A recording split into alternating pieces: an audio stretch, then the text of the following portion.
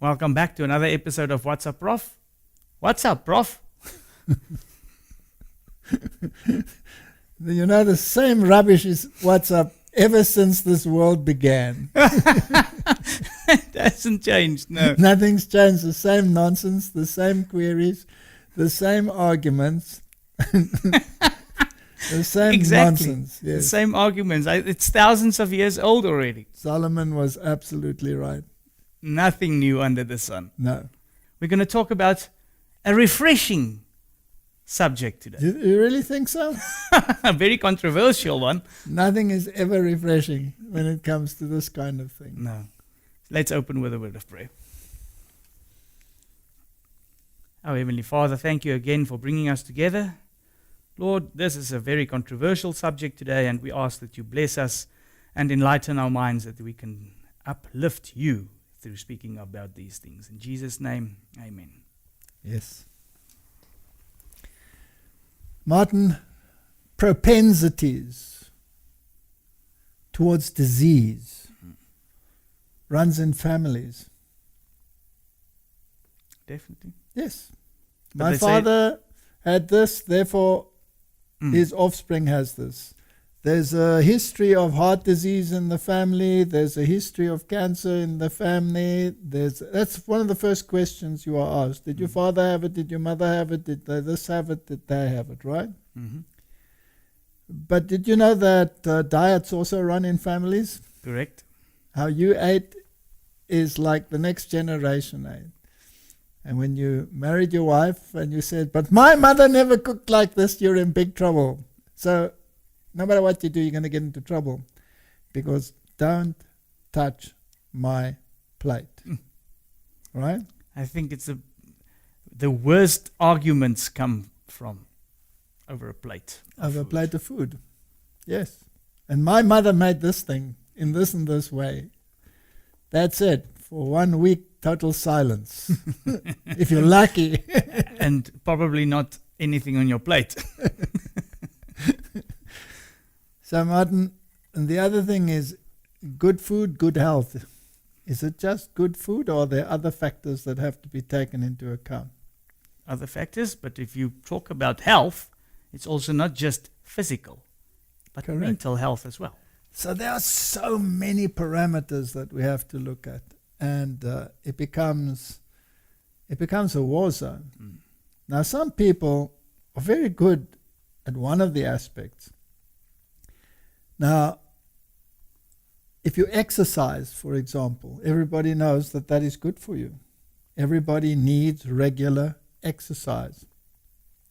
That is why people, even with poor nutrition, can have longevity Yes. if they are active. Mhm. Let's say they're working on a farm and they're busy and they're doing that. But if they have a sedative lifestyle, then life becomes problematic. So Correct. some people become almost fanatical in terms of fitness, but there are other things which they will then leave by the wayside, right? Some people want to build muscle, and they will violate their health in order to gain the muscle. And they think that they are strong, and therefore this is just fine. So it's not just a question of good food, but you know, I can survive with bad food for a while. I cannot survive without air for more than a couple of minutes. Correct. Then I'm dead, right? Yes. So I need good air. Mm-hmm. I need good food. I need regular exercise. Yes. I need water. Water. I need to cleanse out my system. And I always used to say, you know, you don't wash your socks in orange juice. Yeah. Although orange juice is very good, Yes. but your system has to extract the water and use that and get the nutrients out of that. So your system sometimes wants a good flush, Yes. a good clean out. And unfortunately, it also has to be good water. It has to be good water. Now, we could have a whole discussion just on water. Because water is not water, is not water, is not water. there are different kinds of water. Now, some people believe, if you purify the water, then that's fine. Now you're drinking nice, clean water.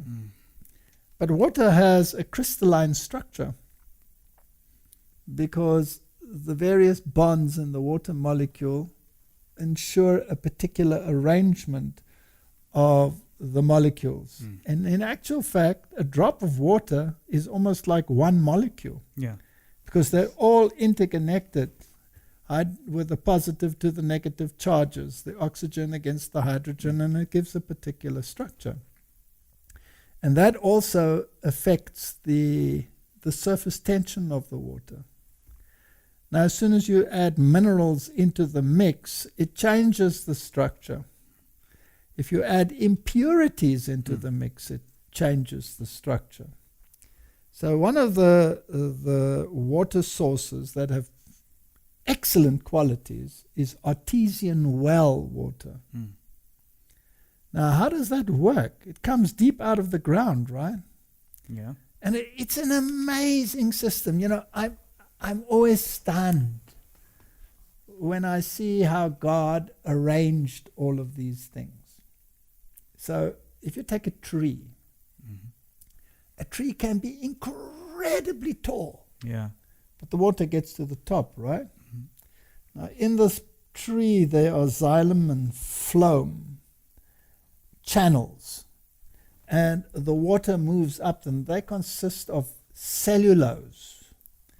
And cellulose is a kind of sugar structure that also has electropositive and electronegative aspects, hydrogen bonds and oxygen in the molecule. Now, when that water is absorbed by the roots of the tree, then the water moves up the tree by hydrogen bonding. So this channel that consists of the cellulose, these sugar molecules, the water, the oxygen will link to the hydrogen, then to the hydrogen, to the oxygen, the hydrogen, and the next molecule of water will be attached to that one, and so they're going up in tandem, and they can go up incredible heights. And the tree transpires up there and gets rid of its water, right? And it takes up all of this, takes it up. So that's how the water moves up. Now the same happens in a mountain range. You have all your rocks, and then you have quartz crystals in the rocks. And sometimes there are layers of quartz crystals, and sometimes there are vertical uplifted areas that go deep, hundreds of meters down into the rocks. And any subterranean water that finds these channels, because of the crystalline structure, does the same thing as in a tree. Goes up like this, linking, and any impurity like a heavy metal or something cannot go along with it, stays behind. So that by the time the water comes out of this artesian well, it's absolutely pure water. That's why you find these mountain springs high up in the mountain, and you're wondering, how did they get there, right? They come from deep down at the bottom. And that water has a particular structure and a particular surface area that your cells love. Your cell loves it. And it enables it to take up minerals and to absorb those minerals in a specific way. If you disrupt that, then the surface tension is different. Sometimes you drink water and it feels like just going straight through. It doesn't go into the cells. And then that's sometimes purified water, like you say. Yes. So what kind of water is very important. So good water. My advice is good spring water is the best water to drink.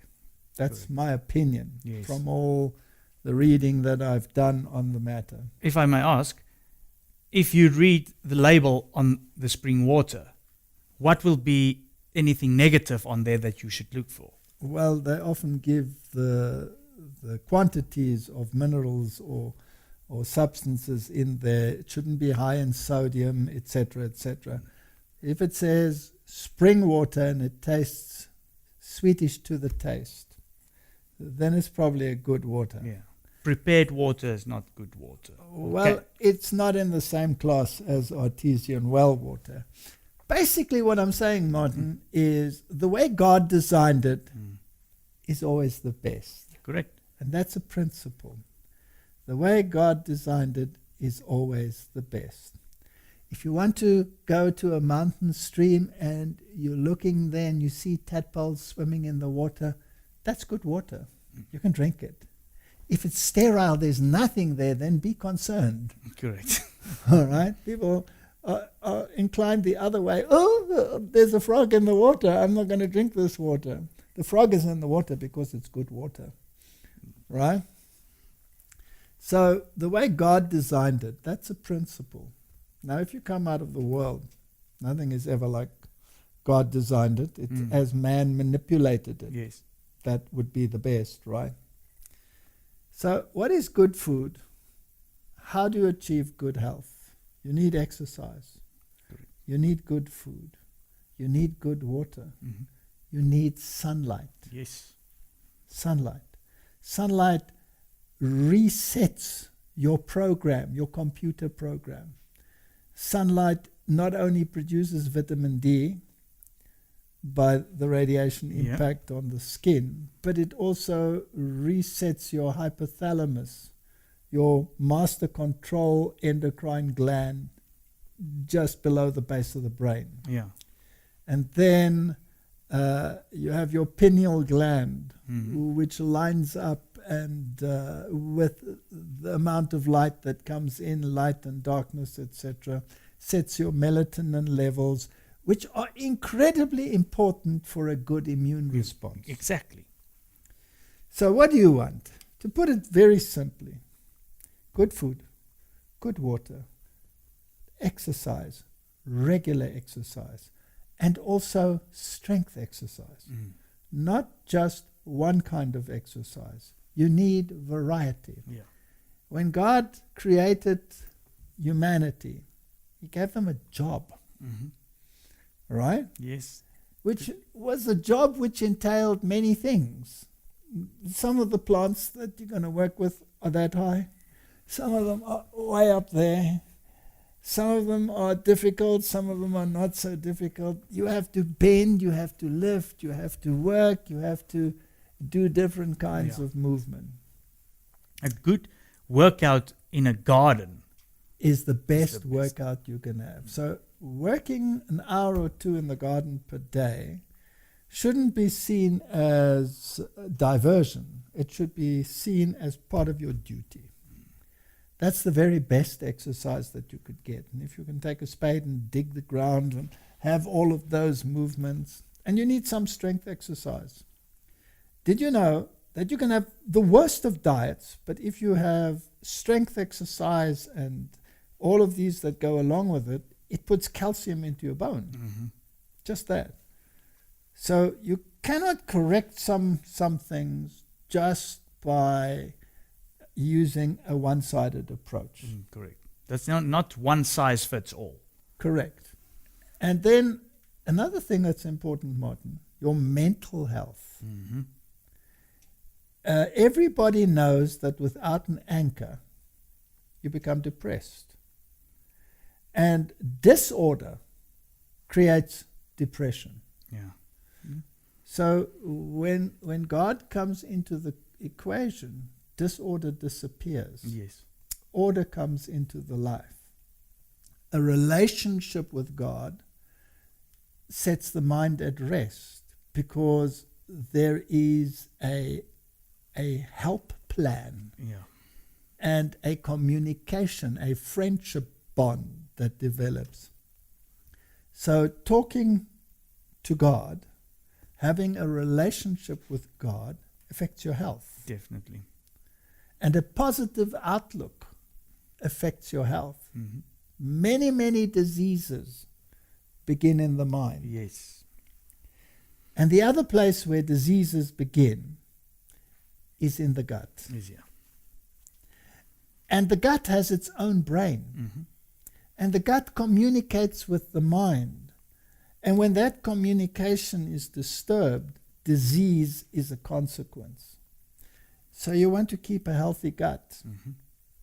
Okay, Martin, how do you keep a healthy gut? Good food. Now, is this good food just for you?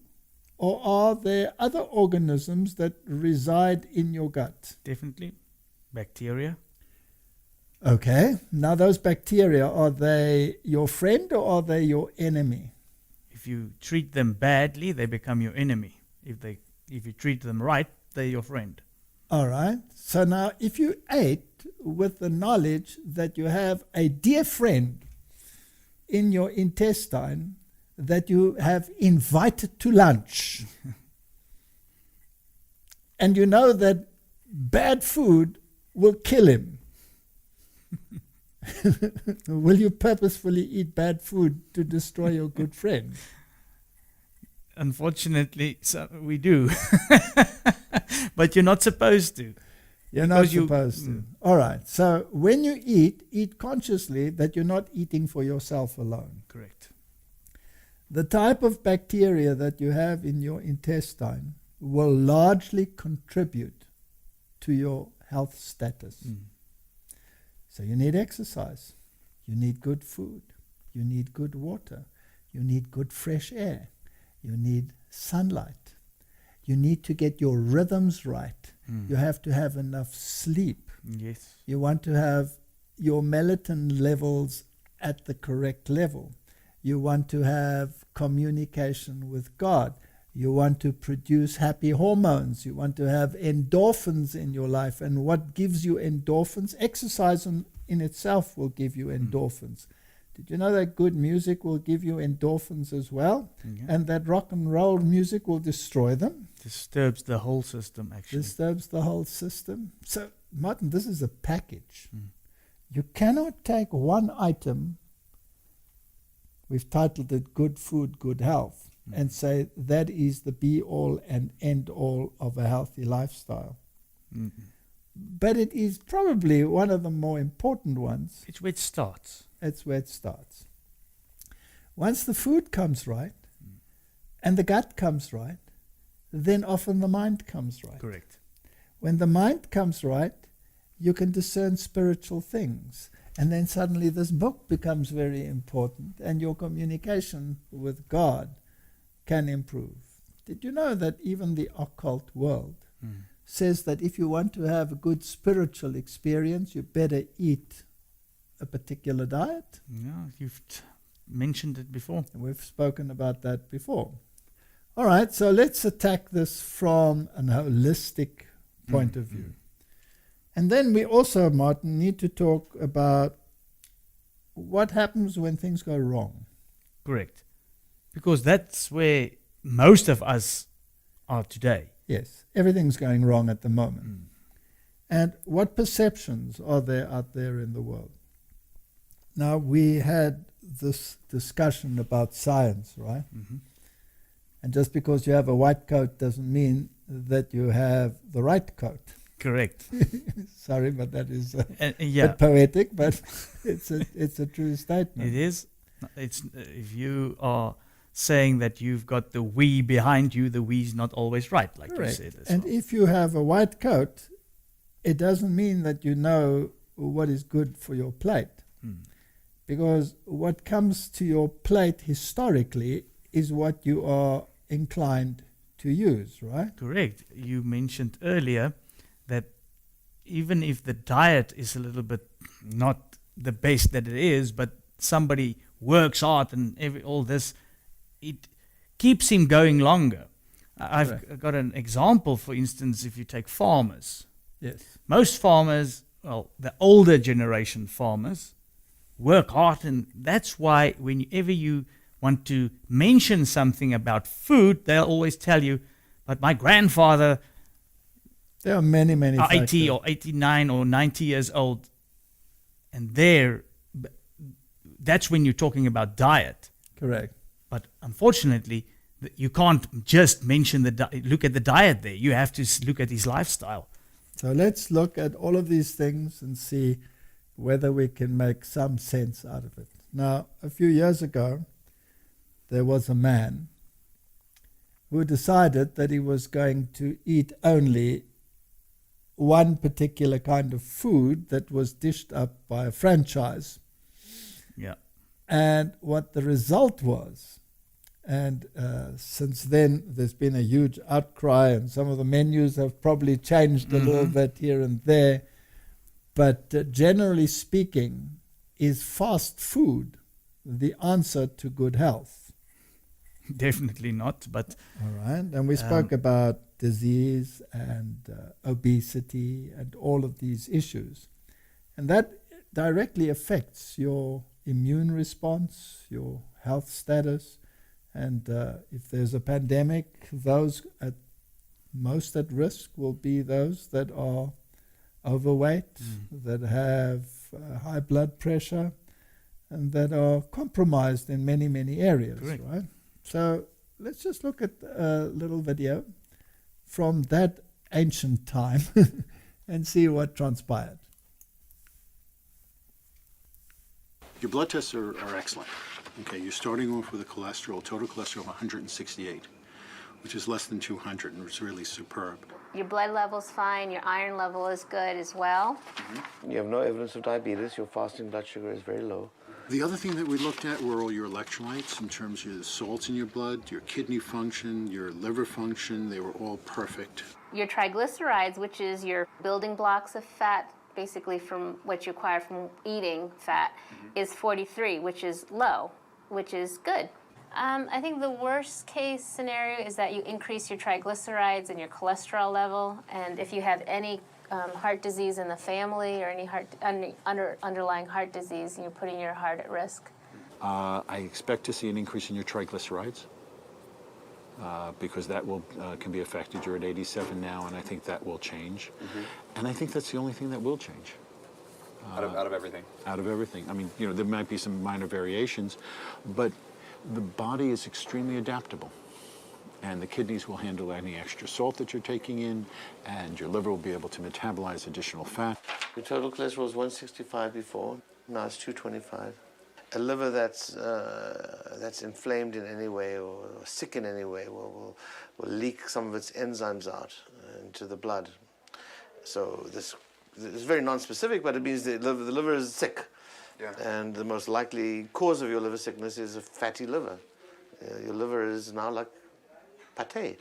SGOT was originally 21.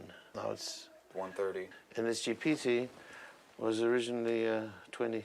Was Now 20. it's 290. More than tenfold increase. That's Not good. Not good. Not good. Not good. So if somebody were doing this to their liver with alcohol, they could theoretically wipe out the liver. Wipe out all the liver cells, and there'd be liver failure. Now, I've never heard of anybody doing this to their liver with a high-fat diet. There's a drug that is used in emergency rooms called naloxone. It's used for heroin overdose. And a guy comes in, overdose on heroin, comatose, he's going to die. You inject him with this drug, and it blocks the opiate receptors in the brain. Heroin doesn't work, he wakes up. If I give that same drug to a real chocolate addict, a person just shoveling it in, you find the most amazing thing. They lose much of their interest in chocolate. They take a bite, they set it back down. In other words, it's not taste and mouthfeel. It's a drug effect of the food within the brain that keeps us coming back again and again. If you look at the menu at a fast food restaurant, they use all of the addicting components. They'll take a slab of meat, cover it with cheese, of course, which is filled with the casomorphins, the opiates that are found in the cheese protein. And then they serve it with a sugary soda, which has the addictive powers of sugar, with plenty of added caffeine. Now, you might be a 12-year-old kid. Your brain is no match for that combination. This is really, you saw these numbers, right? These numbers are absolutely outrageous. Okay, for the first time, we're seeing uric acid elevated. So you're giving yourself hyperuricemia, and the danger of hyperuricemia is gout, kidney stones. The results for your liver are obscene beyond anything I would have thought. Yeah. Truly. I mean, you know, that movie Death in Las Vegas, Nicolas Cage. I mean, that pickled his liver during the course of a few weeks in Las Vegas, right? Right. I would never have thought that you could do the same thing with a high-fat diet. Yeah. My advice to you as a physician is that you've got to stop. You're pickling your liver. Yeah. And you're kicking it while it's down now. You know, now it's down, and you're kicking it further. I mean, if you're an alcoholic, I'd say I'd say you're going to die. You keep drinking, you'll die. If the pain starts to radiate to your jaw or down your arm, that's life-threatening, and immediately so. Yeah. So I need to hear about that, or you need to call 911. Okay. All right? I wouldn't suggest you continue the diet for a year to check this out. I don't think it's appropriate or healthy, especially with what showed up with your liver. For a year. Right. So I shouldn't eat this food for a year? No, I don't think so. You know, we see people who like go on an alcohol binge and their numbers go up like crazy. But to go on, you know, a Mac attack, and they've got numbers to show that tax your liver too. I wouldn't have even thought about this, but it makes sense. Now that we have the data, it definitely makes sense. So Martin, his binge of eating only these fast foods destroyed him to the point where they were saying, if you continue, you're going to die. 30 days. 30 days. That's it. So it tells you something about diet. Now, we have a culture in the world where we say that animal foods are the best to place into your body. That is in direct contradiction with the good book, right? Correct. And we've read this many, many times, but it's in direct contradiction with what this book has to say. Because it says there,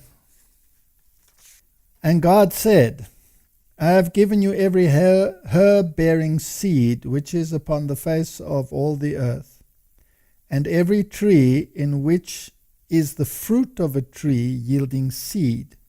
To you it shall be for meat, which means food. Mm. Remember when the King James says meat, it means food, not flesh. No. Flesh is Meat. Flesh is what we call meat today. All right. So the original diet was totally plant-based. Every seed, that's every legume, every nut, everything that you can imagine of, that's of a seed nature. And then every tree with fruit on it. And then after the fall, vegetables were added to the diet, not meat. And the longevity of humanity was in excess of 900 years. Yes. When meat was added to the diet, within one generation it fell to half of that. And in the next generation to half of that again, until we are eventually where we are now, 70, and if by reason of strength it should be 80, you can count yourself lucky, right? Mm-hmm. The average life expectancy is much, much lower than that. So we cannot look at the extremes and make conclusions. So the bottom line is, the Bible says that every creature was vegetarian, including every other animal on the planet. And what has transpired since then is as a consequence of sin. When Jesus was asked many times about why did Moses permit this, etc., etc., etc., he would say it was not so in the beginning. Yeah.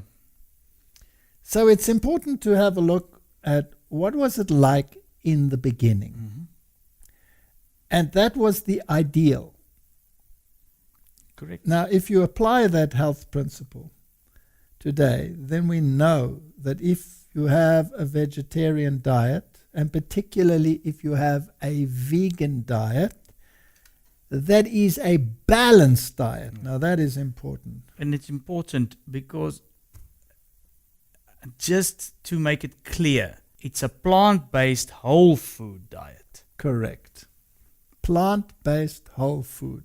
Today, the word vegan is not really what it's supposed to mean, because today it has all kinds of emotional things added to it, like animal cruelty acts, etc., etc.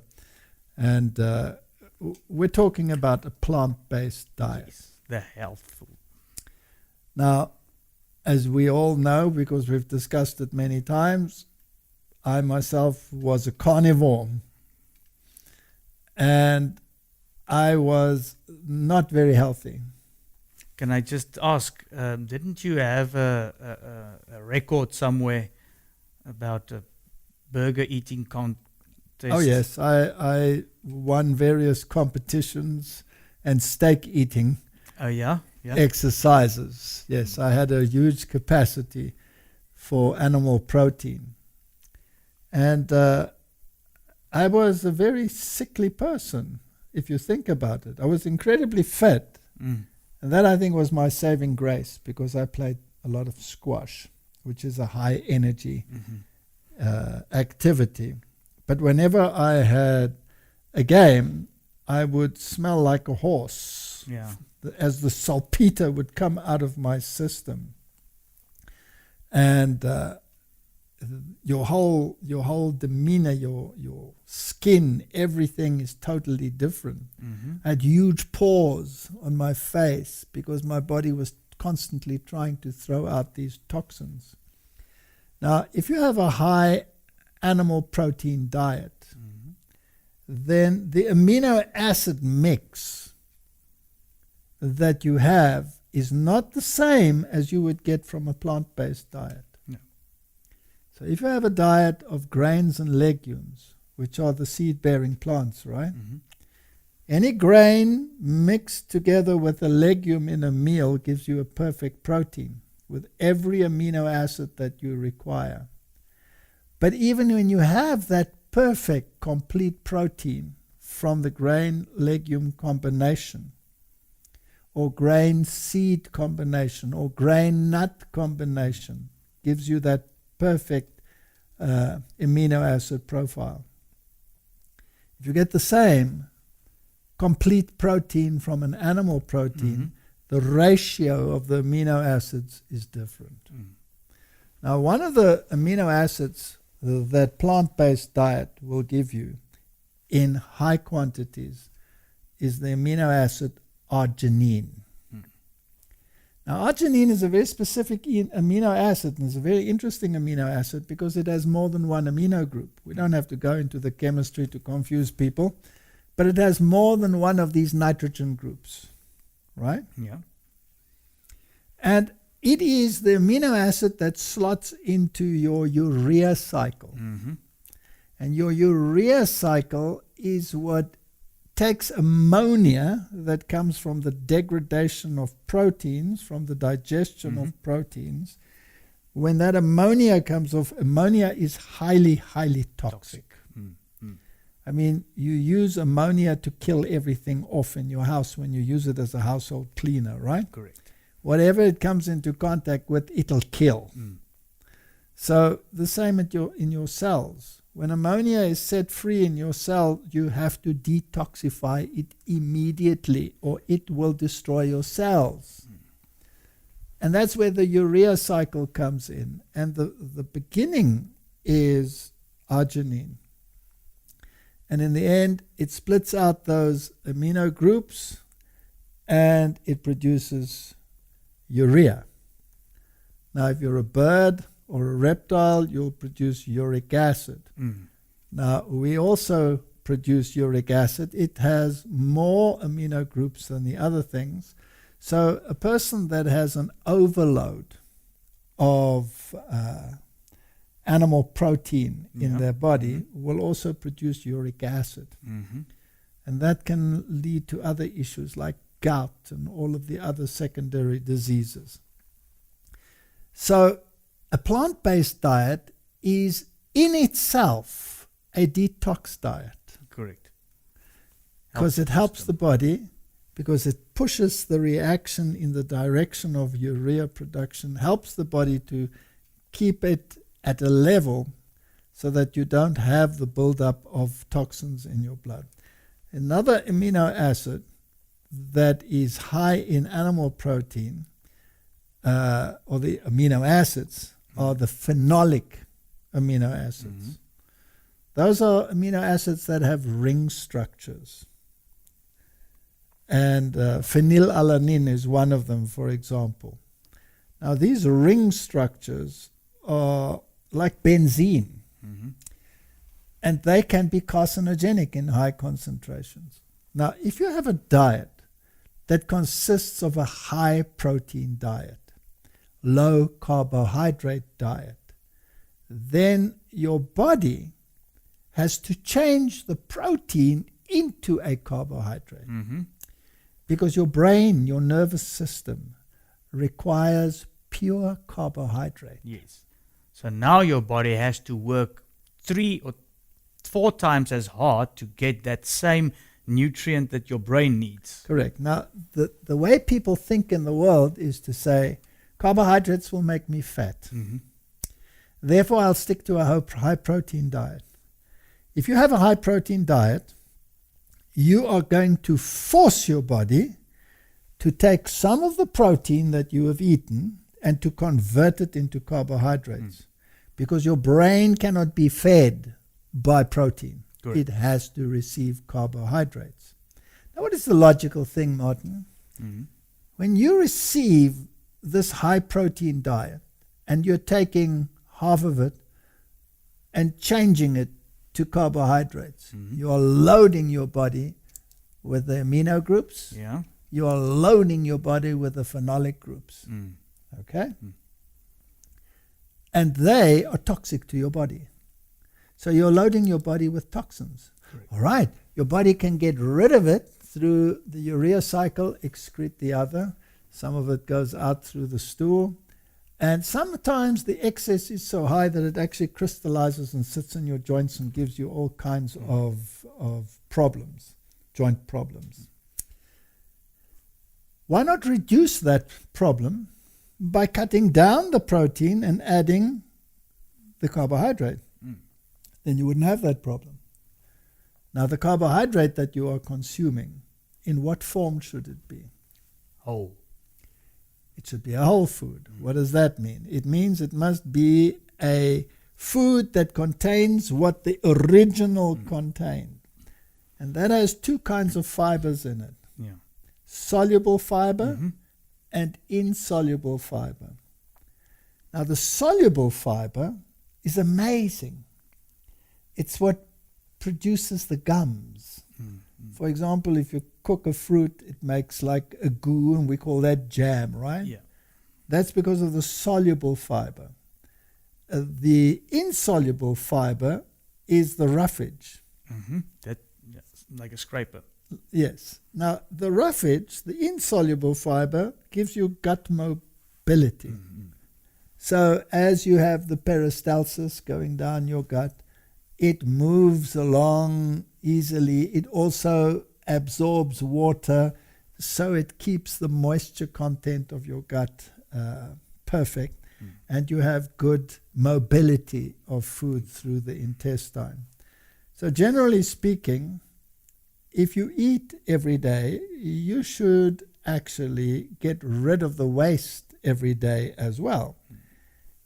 If there is a lag, and some people only go every second day, some people only go once a week to the little room with the flushing mechanism. What goes in should also go out readily, because that's part of your detoxifying system. For that, you need complex carbohydrates. Yeah. Does that system work if you only have an animal protein diet? No. It can't work. It will in somewhere in your intestines, you're going to start you're going to producing have problems. You're going to have compaction. And a person who has a high animal protein diet will receive that intestinal compaction. That will create the need for tremendous pressure to get rid of whatever's in the intestine. I call it the eye bulging experience. Okay. If you go blood red when you're sitting on your private throne, as you try to force out whatever is the obstacle in there, then there's something terribly wrong. It should be just gone, Yeah. right? That's how it should be. I just want to come back to the fiber that you were talking about and just restate the importance that it has to be whole, complete It has to be. carbohydrate.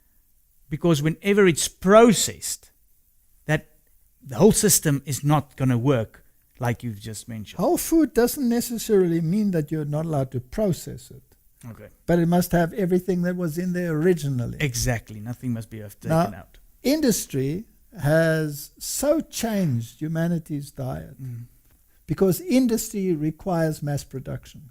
Yes. Now, in the old days, you used to go to the miller, Mm-hmm. and the name Miller is still very common in the world. Mr. Miller, how are you today, right? Or in German, Herr Müller. Why? Because there was a miller, Yeah. and he had a stone mill, and he used to put the grain in, and the stones used to rub it and grind it, and it used to come out, and everything that was in the original was in the final packet, right?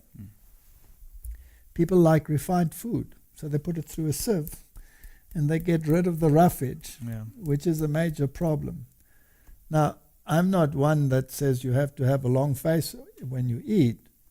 It's fine if that is an occasional treat that you are having. But if that is your lifestyle, you have a problem. If white bread is a regular component on your table, you are looking for trouble. Yeah.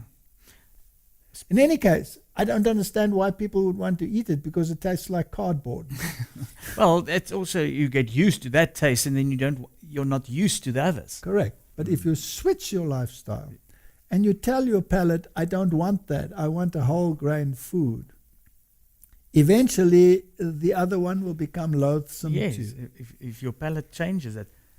On this bread, there are people that are gluten intolerant. Yes. But that's also a cause of humanity interfering in the original design. Correct. There are many ideas about why people become gluten intolerant. And some of them are associated with intestinal maladies, such as celiac disease or Crohn's disease, where the permeability is such that the gluten creates an autoimmune response because it's not absorbed in the correct way. We have to talk about how you absorb proteins, You can? but we'll come to that in a moment. And there are many reasons as to why people can have problems like that. Some say it's because of genetically modifying the food. It's very difficult to trace from cause to effect. There are interesting graphs in the world where some people have adverse reactions to vaccinations. And the correlations between certain kinds of vaccination and celiac disease, for example, are very, very strong. So there are certain things that have been introduced that can cause this. But even if you go onto a gluten-free diet, then it must still be a whole food diet. Correct. That's very important. Yes, and many of the gluten-free foods that are produced by the industry are anything but whole foods. Correct. In fact, they are so refined, and just because they are gluten-free Gluten-free. doesn't make them healthy. Exactly. So that's why we also are going to produce a program, at least, as to what is a whole grain gluten-free bread and diet, for example, because that's also very important. That stays with the same basic principle. Correct. As soon as there's been tampered with anything of the original, Yes. be careful. Now, when you eat a whole food, plant-based diet, you're not, as I said in the beginning, you're not just eating for yourself. You are eating for your flora inside your intestines. Now, certain of the foods in the plants that we eat, we actually cannot digest. Correct. Some of the oligosaccharides, that is the complex carbohydrates.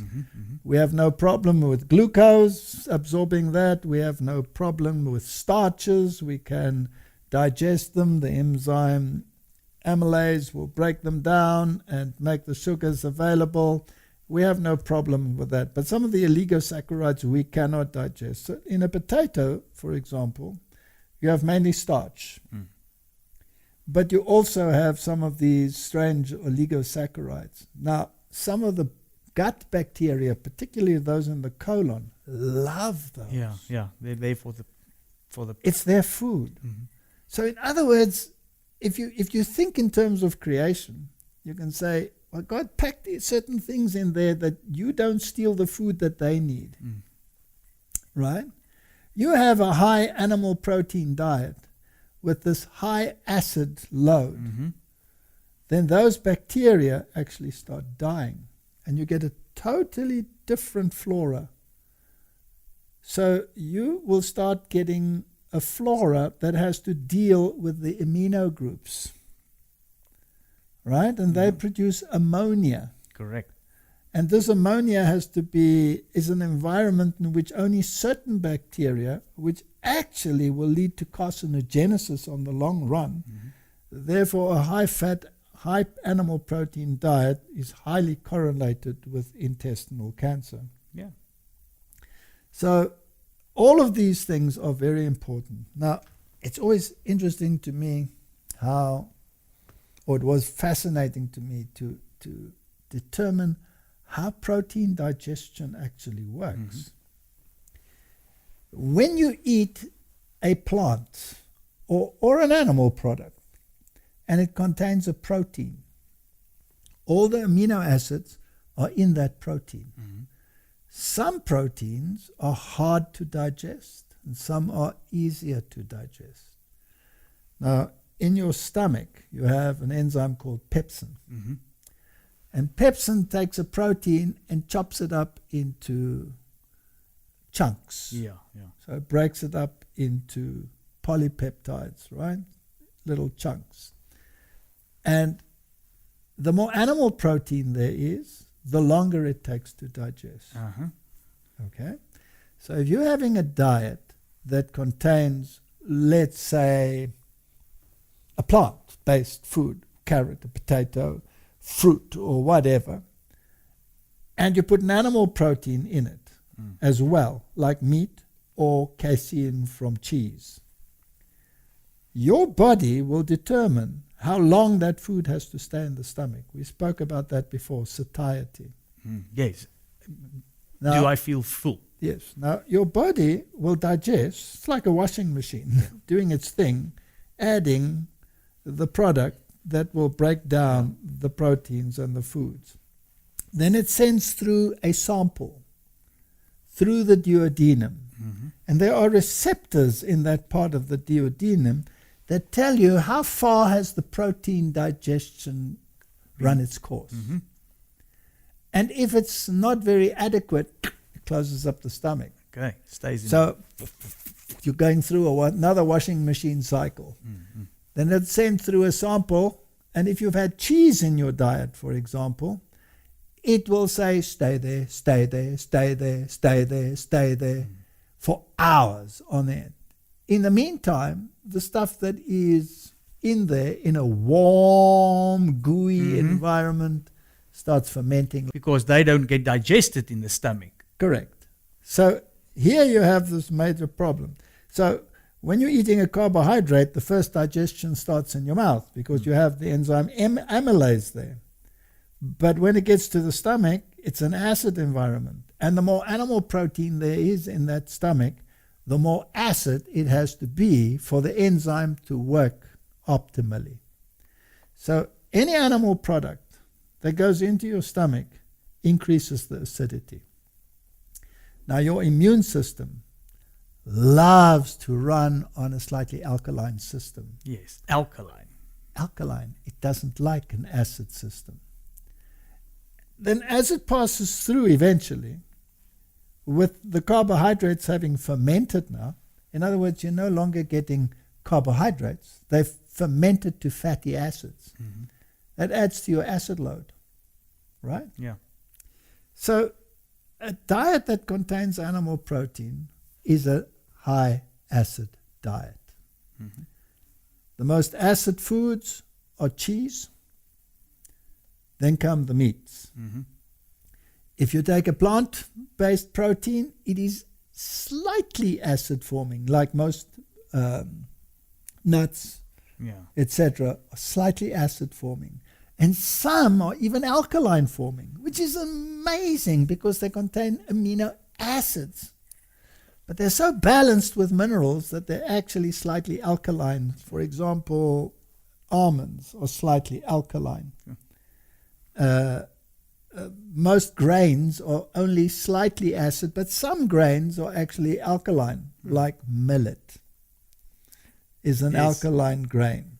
So if you're suffering with acid load, then you want to include grains that are alkaline forming, like millet and sorghum and those, into your diet.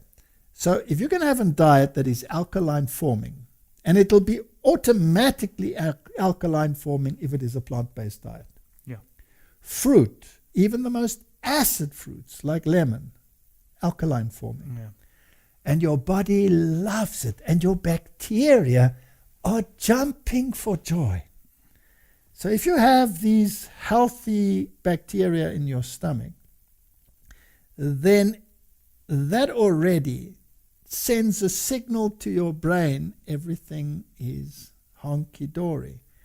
And this communication between the brain in your intestines and your master brain is very, very important. Now the protein breaks up into chunks in your stomach.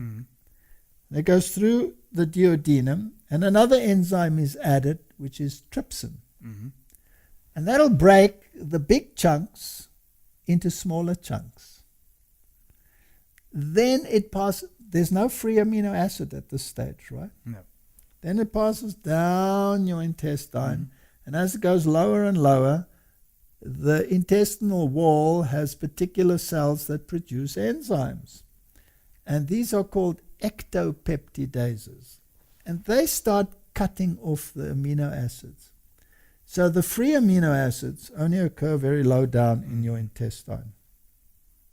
And there they are absorbed by the hepatoportal vascular system, which takes it out and takes it to your liver.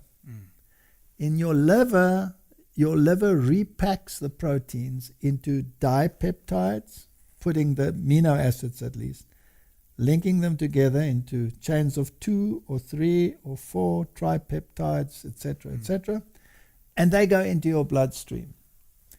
And then as your cell absorbs these, it'll split them off as they need them and require them as building blocks, enzyme production, whatever your cell needs. Now, the amount of protein you need is very, very small. 0.75 grams per kilogram. Yeah.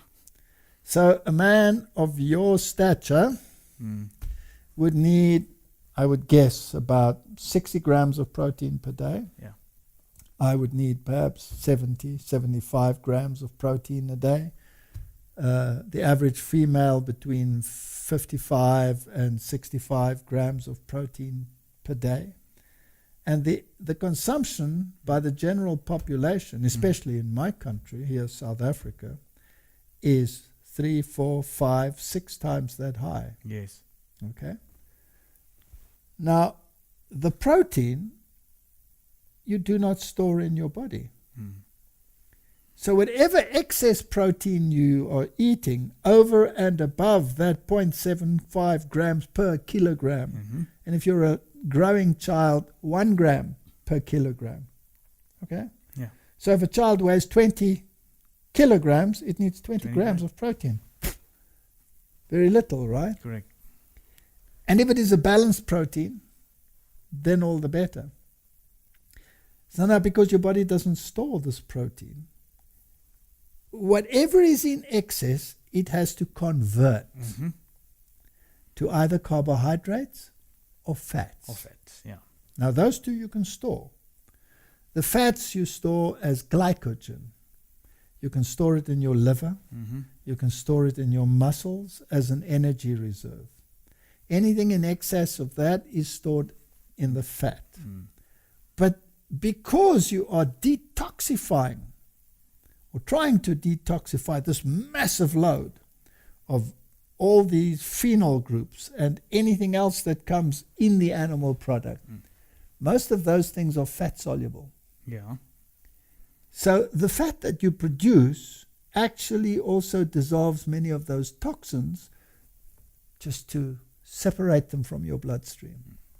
So the fat that is in your body, if you are on a high animal protein diet with its concomitant load of other undesirable elements, you get a lot of hormones involved in that. You get, it comes with a package. Can you imagine the terror of the animals that are being slaughtered? What the cortisol levels are, and the adrenaline, all of that comes with your meal, right? Correct, because it's in the meat. Okay. All right. Now, many of the other chemicals that are in those products get dissolved in your fat, and they're stored there. Then one day you get sick, Martin, and you're not feeling well. You might be nauseous. You're not eating right. What does your body use then to keep you going? It goes into that fat. Exactly. Especially if you have a fever, you're actually burning a lot of this fat, Yeah. right? And those toxins are released. So your toxic load, when you are burning that fat, is heightened. Yeah. That knocks your immune system for a 6. So how do you keep a good immune system? Plant-based diet. That's it. A whole food, Yes. plant-based diet. That's how you keep a good immune system. So animal proteins, we tested them in the laboratory. We did literally hundreds of experiments using any animal model that you can think of, where we tested the immune response and the overall health status of an animal, its cholesterol levels, its amino acid profiles, its immune compounds, its bone composition, the whole lot. When we tested a plant-based protein diet with an animal protein-based diet, the results were absolutely staggering. On every single level. Cholesterol, for example. You get 2 kinds of cholesterol. High density and low density. And the one is associated with cardiovascular disease, the other one not. And the ratio of HDL, which is the high, and the low density one, which is the LDL, is very important. And the plant-based diet, the ratios were always perfect, no matter whether you tested a carnivore or whether you tested a herbivore. But the ratio was always bad when it was an animal protein. And also the immune parameters that we tested. So it was absolutely astounding that you got these consistent results. Yeah. So your diet, very important. Let's talk a little bit about what to eat and how to eat. Correct. So Martin, just one of the graphs that will illustrate what animal protein will do just in terms of any cancer that you want to measure. In this case, it was lymph gland cancer. Then it is per capita animal protein consumption. Per country, Japan has a very low protein consumption relative to their general diet. They're not like the Westerner that'll have a huge steak. They will have little slivers or something, but generally a low consumption. And then the Western countries like Canada, Denmark, USA. The USA is normally always on the top of the hit parade because they have the worst diet on the planet, generally speaking. Then you can see there's a very strong correlation of this kind of cancer associated with animal protein consumption. The higher it is, the higher the rate of cancer. If you look at dietary fat and breast cancer, for example, and the high fat diet is always associated with a high animal protein diet. Yeah. Like cheese, for example, any dairy product is very high in fat, and animal proteins are very high in fat. And there's these new diets that are specifically high-fat diets. you have Exactly. to go on to. So if you look at the Eastern nations like Japan, Thailand, etc., they have a very low breast cancer rate. And again, the USA, Canada, and the Western countries, they have the highest rate of these kinds of cancer. There's no doubt that there's a very strong correlation between what goes into your mouth and what happens in your body. Here is milk and breast cancer. And again, it's fascinating that the countries that have the highest rates are the dairy-consuming countries like Denmark, Switzerland, etc.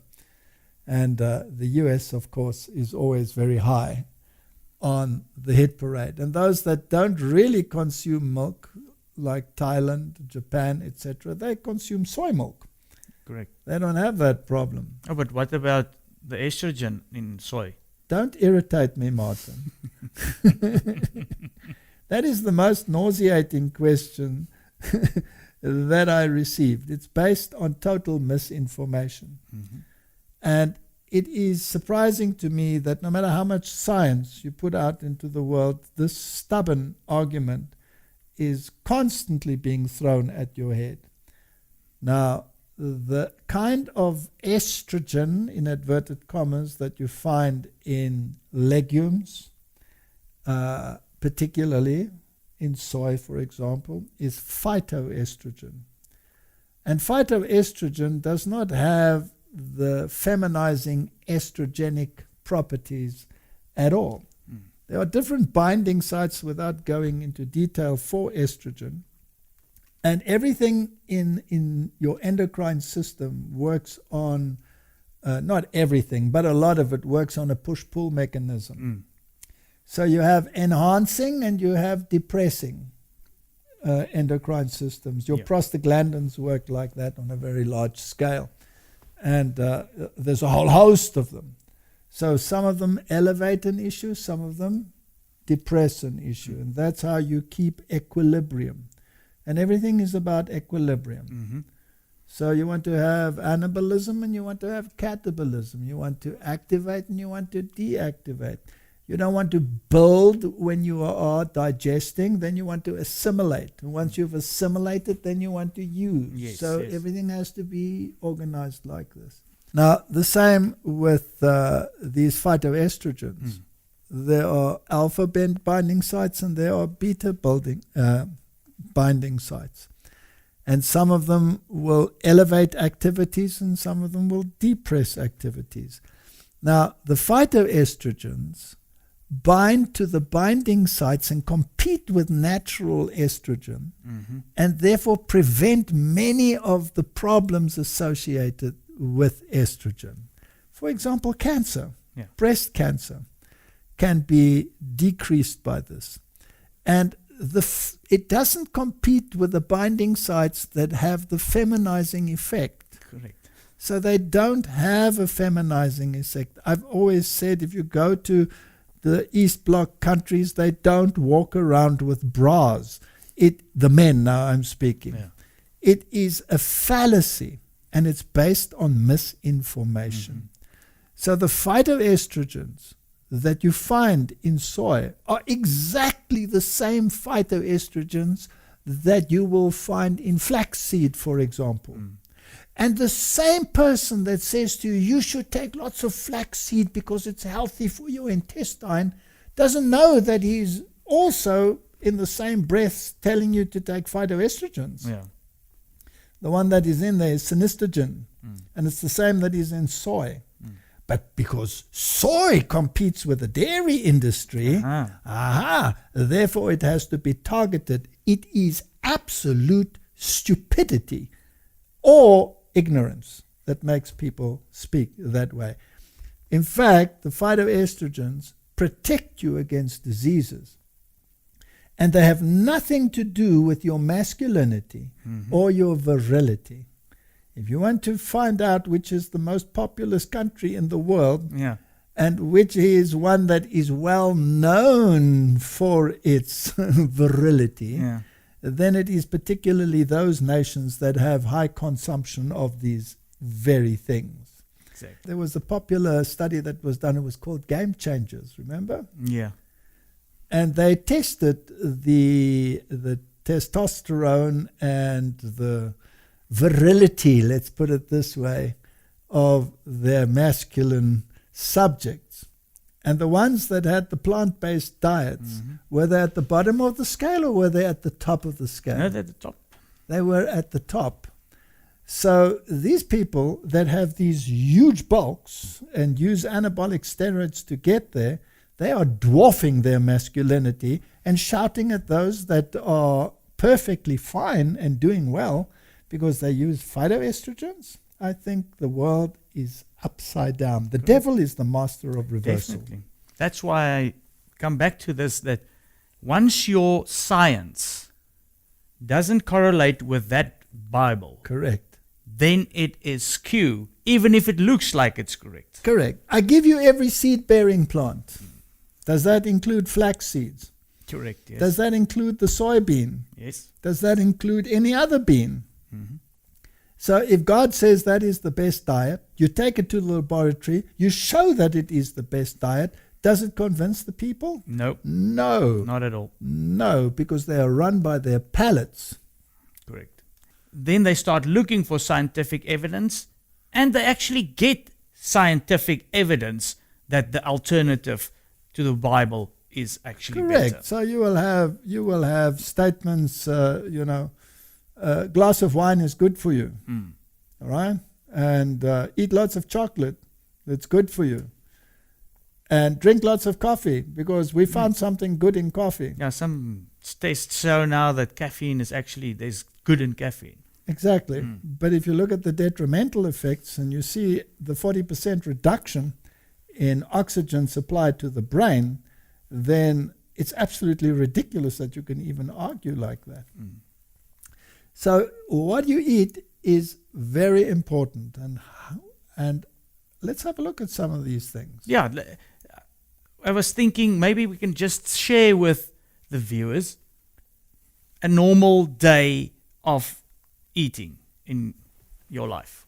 A normal day of eating in my life, No, okay, my life as well. in your life as well. All right. Because a lot of people, okay, so if you've got people now that decided, okay, I want to give this a go, where do you go to?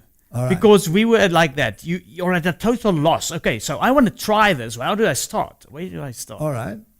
All right. What is a good diet? We've read it in the Bible, and I've proved it in the labs, Oh, definitely. and many people have proved it as well. And the China study stands out as a monument. And many other studies have been done. I mean, the literature is replete. So a diet that contains a lot of fruit is an excellent diet, right? Now, fruit contains a lot of water. Fruit contains carbohydrates largely, contains very low quantities of protein. So this cannot necessarily constitute all of your diet. No, Although some people have gotten by with, I eat only fruit. correct. You can. Yeah. But generally speaking, it doesn't say eat only fruit. I give you every seed-bearing plant. So a breakfast of grains and fruits would be an excellent Yes, so breakfast. we often start off with a bowl of mixed fruit. All right. Now, what are you getting in this mixed fruit, Martin? You're getting carbohydrates, right? You're getting water that is actually cellular water. So it is the exact composition that your cell craves. Yeah. All right. So that's the first point. It has all the minerals. It is rich in minerals and vitamins. It's rich in vitamin C. And depending on what kind of fruit it is, it will have different components. Yes, and also important why we start off with fruit is it digests faster. Correct. Now, when you eat fruit and grains together, their digestion time is relatively short, which means it passes out of your stomach and becomes available to you as energy. So if you have a breakfast of animal protein, that energy is only available to you about 6 hours later. Whereas if you have this, a large proportion is available within a very short time. Now, what we can see here are different kinds of fruits. Now, there's a strawberry, for example, or a piece of a strawberry. That is the fruit that has the highest antioxidant level, together with some of the others, like the cranberries and pomegranates and all of these. They have very high and different levels of phytochemicals, the antioxidants. Now, what is an antioxidant? It is something that mops up free radicals in your body, and free radicals are carcinogenic. So basically what you're eating here is a food that fires up your immune system, helps your body to get rid of the free radicals and the dangerous elements that are produced constantly because you are metabolizing, and helps your body to clean them out. Yes. Can't have better than that. But then you want some energy, so you want some good bread or whatever grain. Now, 3 grains will give you a complete protein. All right, Martin, I see you put a picture in here of mixed seeds. Now, all of these seeds contain different components. Like we've said already, if you look at flaxseed, for example, you have all the omega fats that you need there in the diet. And, you know, people always say you need fish for your omega. No.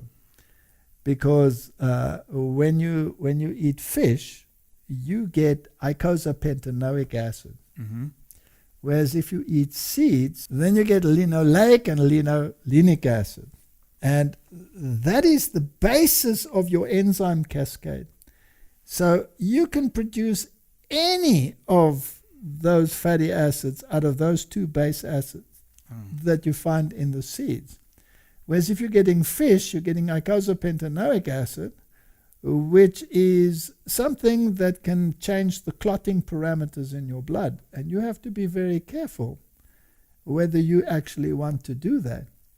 So if you start with a seed, you can produce the one that is in fish to the quantities that your body requires. Whereas if you eat it in the form of the fish, you have no control over the quantity. And so your body has to constantly correct whatever the problem is. So in any case, this is one of the best things. And I see, Martin, in your bowl here, you have pumpkin seeds, which again are rich in phytochemicals that are a deterrent to prostate cancer, for example, and prostate health. So if you grind this all up, either in your mouth or in a machine. We grind the seeds and we throw it over our fruit. But everybody can do it in the way that they like. That's just the way that I can get the seeds. It's not as dry or anything, and you get quite used to it to get it into. Yeah, some people put it into their porridge. And here I see you have a bowl with different grains in them. So run us through this breakfast of yours. Well, the thing is, like you said earlier, it has to be 3 grains. Yes. And they are... Well, it doesn't have to be. You see, Martin, your amino acid pool in your blood stays there for at least 18 hours. Yeah. So let's say you only had 1 grain for breakfast. Let's say oats. You might have a shortage of some things. If later on in the day you're eating bread, you're adding the second one. Yes. And that pool stays there. So you don't have to eat it all at the same time. Of course, if you eat it at the same time, fine. But it helps you with your staying power. Yes. With your stamina. Otherwise, you're going to be hungry. Correct. A little bit. If your body has a shortage of one element, it develops a craving. Correct. And people that have a craving for sweet things are actually satisfying the craving with the wrong thing. Yeah. the body might be craving something totally different. But if you have a whole food diet, and here you have 3 grains, which are the grains that are using here? Yeah, that is millet and oats, and if I remember correctly, that's ground wheat. All right, so you have one here of millet, which is an alkaline grain, excellent. And it is a complete protein by itself. It's one of the few grains that actually has a complete protein. So it's also important that you realize that you should buy dehusked millet, right? So you buy it from a health food store or a supplier that supplies it for human consumption, because you're not a bird. And a bird deshells it and throws out the little shells, but you would have a veritable chewing experience. So let them do that process for you. All right, so you put 3 grains together, you create a 3-grain porridge, and that should have plenty of sustaining power. And just for interest sake, we prepare it in different ways. Sometimes we actually, because a lot of people don't have time, so you can put this in a slow cooker for a few hours overnight. And the next morning, you got enough of this meal for 3 days. Now, it's also very interesting, Martin, that grains contain other components which are enzyme suppressants.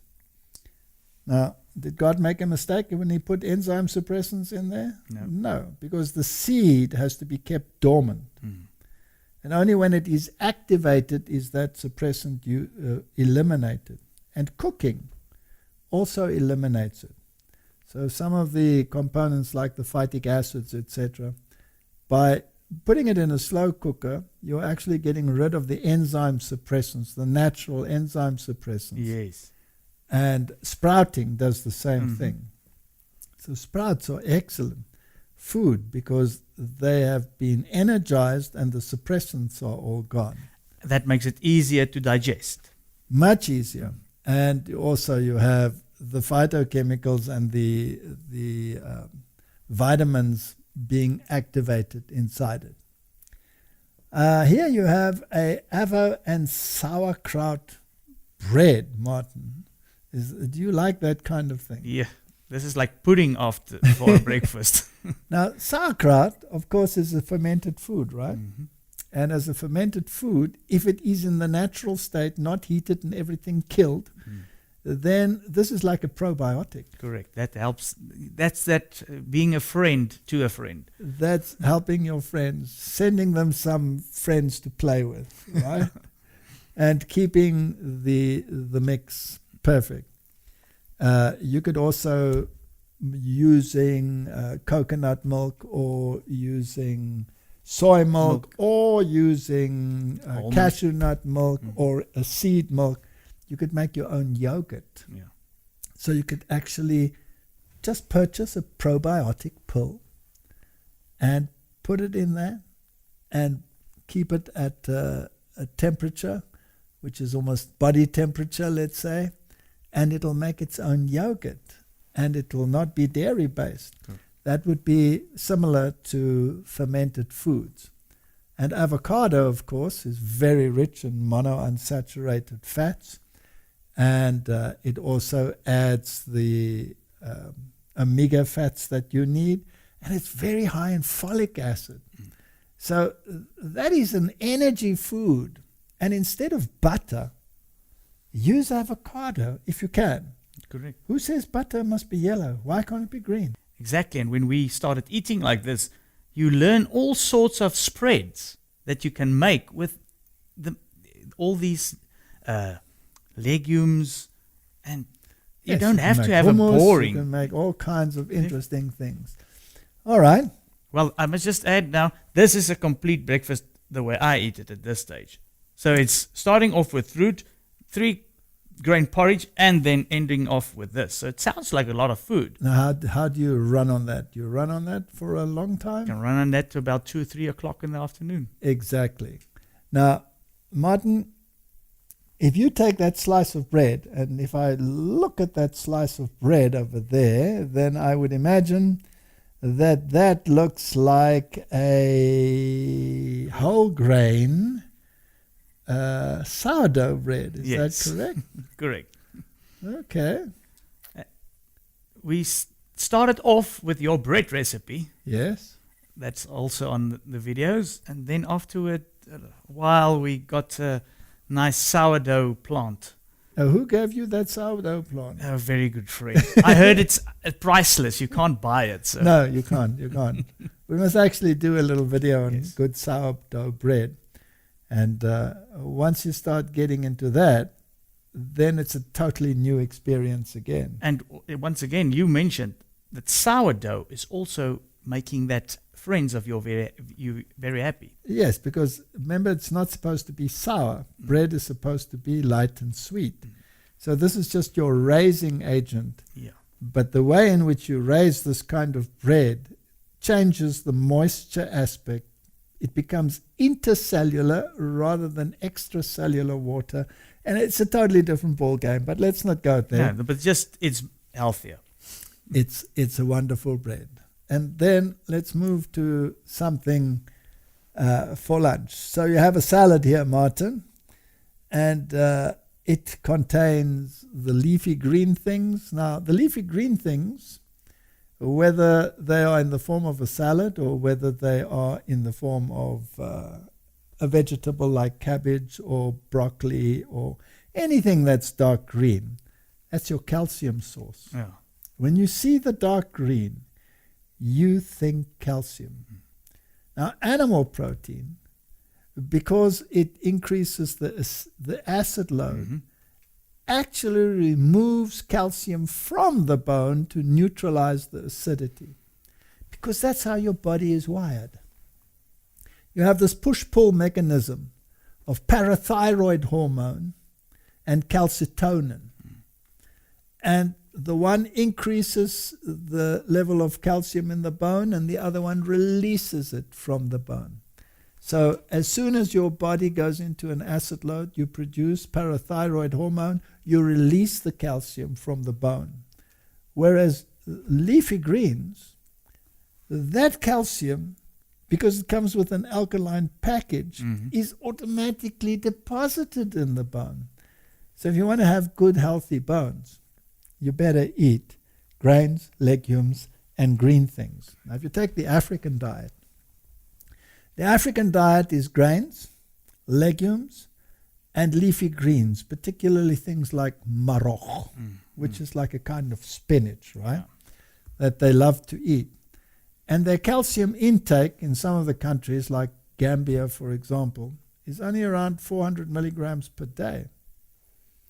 Whereas in the United States, it's 3-4 times that quantity. But in the United States, the women have osteoporosis, and in Africa, they have none. None, yeah. Because all of that extra that they supposedly get from their animal products, from their dairy, is actually not taken up into the bone, but because of the acid load, contributes to release from the bone. And you get rid of it through the urine, and you have a little bit of gout, etc., as a gift beside. So this is your mineral, vitamin, calcium tablet. Yeah, and also helps with your blood sugar. Absolutely. And here you have a stir fry with brown rice. So then you have, this is quite a low protein diet. If you wanted to now increase the protein diet, you could add a legume. Yeah. Or you could add a product of a legume, such as tofu, for example. Or you can add some nuts. Or some nuts or something. Now, some people will say, Martin, I've heard many people say that tofu is so bland. Well, you know what? Everything is really bland. If you take meat and you wash out all the blood so that it's just a white pulp, it's totally tasteless. So the only taste that you will get out of it is by what you add. And exactly the same with tofu. You can make, if you want to know how to use tofu, then go to the countries that utilize it. Yes. Go and check out recipes, Thai recipes, Japanese recipes, Chinese recipes. Those are the countries where this is a staple diet, and learn from them how to prepare it so that it satisfies the palate. So a little bit of homework, a little bit of internet usage, and you can become a gourmet, right? So a stir fry on rice with all of these things added, and then you will have a pretty healthy protein diet. And here you have a chickpea stew with coconut cream and bulgur wheat. Now, bulgur is cracked wheat. It's made in a very special way. They use traditionally these huge pots, and they have a fire underneath them, and you cook the grain, and then you spread the grain out and you dry it like you would in the sun, and then you put it through a mill that just cracks it. And that's how you get bulgur. So it's already pre-cooked. That's why it cooks very quickly. So that's one of the nice things. So a nice chickpea stew with coconut cream. Well, Martin, there you have a saturated fat in the mix, coconut cream. Let's talk a little bit about that. Correct. Please. Because people will say, Ooh. that's a saturated fat, that's bad for you. Because that's what the mantra is. Yep. And saturated fat is bad for you if it is an animal fat. Because animal fat consists of stearic acid. But coconut cream, the fat, is also saturated, but it consists of palmitic acid. Then the other thing is animal fat has 0 antioxidant in it. Whereas coconut cream has high levels of antioxidant, vitamin E in it. So this kind of fat, palmitic acid, is so readily metabolized by the human body. In other words, that is a fat basically designed for human consumption. Correct. And any grain will have a component of saturated fats, palmitic acid largely. Then it will have the polyunsaturated fats and the monounsaturated fats. And it's interesting as you go down the line, if you take an animal fat like butter, which is stearic acid, no antioxidant, when you heat that oil, it immediately forms free radicals, oxidation. When you heat coconut oil, because of the high antioxidant level in it, it doesn't form the free radicals. So which one's better for you? Definitely coconut oil. It's not Absolutely. I just want to mention also that some people will have the problem, probably what we had, is you at work. So you don't have time to have your lunch and go and make it. So when we changed over from a big meal in the evening to putting it in the afternoon, we continued cooking the same meal that we would have eaten in the evening and just eat it for lunch the next day. Yes. Because that's one of the big switches you have to make. Big breakfast, smaller lunch, and if necessary, smallest dinner. And it's always better not to eat a big meal late at night. Yeah. It's the same old argument. Animalism, catabolism. The one is building up, the other one is breaking down. When you go and you sleep, you want to go into a rest phase. You don't want to force your body to work. So if your stomach is empty when you go to bed, then you're not forced to digest and spend energy on that, and you can get a much better rest phase. So try not to eat a heavy meal for supper. If you have to eat something light like a fruit. We must remember nothing is a law of Medes and Persians here. If you've had a hard working day and you feel that you need something, then have something, but try not to eat it late at night. Yeah, and try not to make that a norm. Try not to make that a norm. All right, so there you have a wheat, you have chickpea, so you have a legume. By the way, the chickpea is also one of the legumes that is a complete protein. So the wheat-chickpea combination is an excellent protein. So even if you make hummus from the chickpea and you spread it on the bread as a spread, then you have a legume-wheat combination, legume-grain combination, complete protein. So this idea that plant proteins are inferior is a misnomer. Correct. Martin, then you want to satisfy your sweet palate, and I see you've put carob and nut clusters here.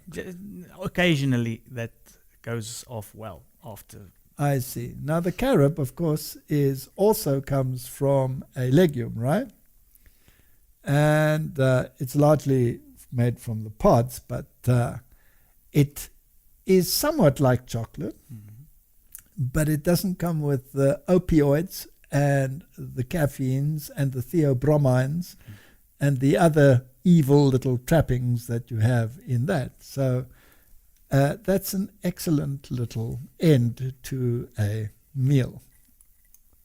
All right, Martin, so we said that a grain legume is a perfect example. And here you have a red lentil spread, which you can, of course, season according to your palate. And a good bread, a whole wheat bread, then you have a grain legume combination. And for the busy housewife that wants to send the kids off with a good something, if you put peanut butter on that, you also have a grain legume combination. Correct. It's not that difficult. It's not that difficult. It's not rocket science. No, and it just takes some effort to start getting used to the menu. All right, let's just talk about this now. What have we had here in the diet? We've had foods that are rich in antioxidants and phytochemicals. That's your fruits. And minerals and vitamins and everything that you require. And different foods have different components. Correct. So if you want to make a snack now for the evening, and you have to choose between something, you want to give your kids something to eat or something while they're doing whatever they're doing. If you take popcorn, that is very rich in certain minerals. Zinc, for example, is very high in popcorn. It's easily digestible. Put a little bit of sprinkling over it, of a seasoning, and there is something to keep your kids occupied and keep them happy. Yeah. And you can snack on something like that. Whereas if you snack on the things that you buy in the store, you're going to get the saturated animal fats, or you're going to get oxidized fats like polyunsaturates that have been highly processed and heated. So you have a high fat, refined food meal that is really not good for you. So, yes, it's just a different mindset. That's it. I did write a book some time ago called Diet and Health Scientific Perspective, with lots of peer review articles that are cited in it, plus a lot of our own research. And it's not in print anymore. And then there is the book by Colin Campbell, and it's called the China Study, which sort of corroborated what was done before. So there are all of these studies which show that the diet that is advocated in the scriptures is actually the diet that is best suited for humanity. Yeah. And the China study was not done from a biblical perspective. It was just pure science. And the same with the book Diet and Health that I wrote, was from a purely scientific perspective. But the scientific perspective happens to be in absolute harmony with the scriptures. Definitely. It has to be. And like, we're going to repeat it. If your science is contrary to the Bible, I'm sorry, it's false science. Correct. Now, the interesting thing to me was that many of the claims are absolutely the opposite of what the world would like to hear. And yet, when you take it to the laboratory, consistently the narrative that supports the Bible comes to the fore. I want to tell you, Martin, that I have found the Bible to be the most trustworthy book that exists on the planet. And it is the most denigrated, suppressed book or distorted falsely quoted book in the entire world. And at every single level, whether it be regarding the plan of salvation, whether it be the origin of all things, whether it be the diet best suited, whether it be the best mental doctor on the planet, this is the book that supplies all of those answers. And if people would only listen to what their Creator has told them, then according to his promise, none of these diseases would be doing to humanity what they are doing to it now. And particularly in the time that we are living in now. Yes. With all of this evidence, why don't we give God a chance? Because it seems to me that very soon we will be between a rock and a hard place, and we'll have to make a choice. Now, when it comes to the issue of diet and health, as we've discussed, and the reason why we are doing it also in this time of disease in the world, particularly now, and the importance of a strong immune system, it is no guarantee that you won't get sick. Correct. Right? Definitely. It's not. And that is why it's important that we also learn about how to deal with the issue once you actually do get sick. Because it is so heartbreaking to see how many hundreds of people end up in the medical system. They go to hospital. Many of these doctors are working very hard to try and save lives, but people are dying. Yes.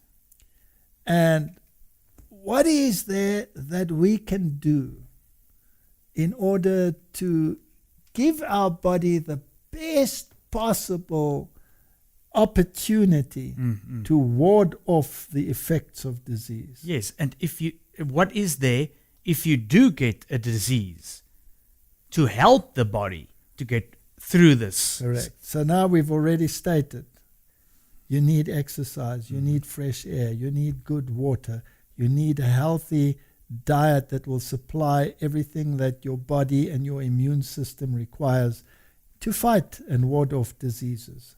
And if you do get the disease, what can you do naturally to help your body even further? Number one is water. Because water not only supplies everything to your body, but also gets rid of everything that is detrimental. So water treatment, whether you use the water internally, whether you use it externally, is an excellent treatment. Hydrotherapy is one of the best methods to help your body fight disease. So get into contact with people that know how to judiciously use water to fight a disease, and how to give your immune system a super boost, hot and cold compresses. How do we help a body that is overloaded with toxins or proteins that shouldn't be in the body, for example? How do you rid your body of these things? Charcoal. It's such a simple method. You can take a teaspoon or a tablespoon of charcoal, mix it in some fruit juice or something, drink it down, and it will bind toxins and take them out of your body. You can make charcoal poultices, where you take a little bit of boiled linseed, mix charcoal in there, spread them on a cloth, and make a poultice, put a piece of plastic, especially over the liver area, or wherever the problem is. If you have a wound or something, a poultice like that can draw out toxins and help your body get rid of whatever is causing the problem. There are all of these things that we can do to help the body overcome disease. Lifestyle is only one component Yeah. of dealing with a crisis. And then natural products like herb teas. Find out what herb tea does what. I mean, there's so much information on the internet. Correct. We cannot possibly provide the information in a series like this. No, we can't. And you've made quite an extensive amount of lectures on this. So I'll put all those links in. Yes. But another thing that I want to add is just put the things that you want to, you research to the test. Yes. Does it add up to what the Bible says? Correct. If it falls in there, then you can use these remedies. Correct. And, simple things like drinking water with lemon juice in it. And what temperature should the water be when you are not feeling very well? And what kind of tea is detoxifying? What does stinging nettle tea do? What does buchu tea do? I mean, for things like, for example, kidney infections or bladder infections. I mean, we do not necessarily, in the time that we are heading towards, have access to medication at every single turn. But you can ward off bladder infections with herbal teas, and it's amazing how well the body responds to these kinds of things. So we should become little medical missionaries in this world, and help people find the natural remedies for the maladies that are coming our way. Thank you very much. And just lastly, the books, Counsels on Diet and Food, Ministry of Healing, excellent books to get a good basis as to what is out there and what God expects from us. Let's pray. Thank you. Heavenly Father, you have given us all the means to have healthy bodies. And yes, Lord, we know that life is not fair and some people have a worse deal than others. But within the circumstances that are available to us, you have given us options. And I pray that you will help us to choose the right ones. In Jesus' name, amen. Amen. Thank you for watching this video. To subscribe to our channel, click here. To get notifications, click on the bell. To watch the next video, click here. Thank you, and we'll see you again.